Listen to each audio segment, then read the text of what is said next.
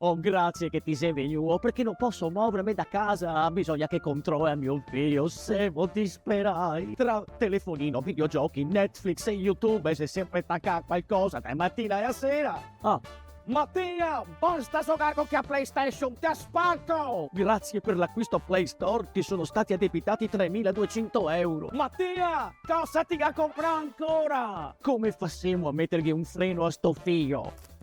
Ma non ti ha mai sentito parlare del parental control? Cosa?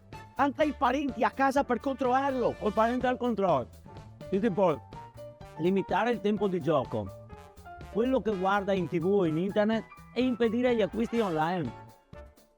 Guarda che ti conviene imparare. Sì, ma meno comincia tempo di andare in giro a far corsi, sa. Infatti non serve andare in giro. Sul sito venetodigitalefacile.it, questa è la novità, trovi la piattaforma Impara Facile, dove che ti puoi fare dei corsi online in totale autonomia.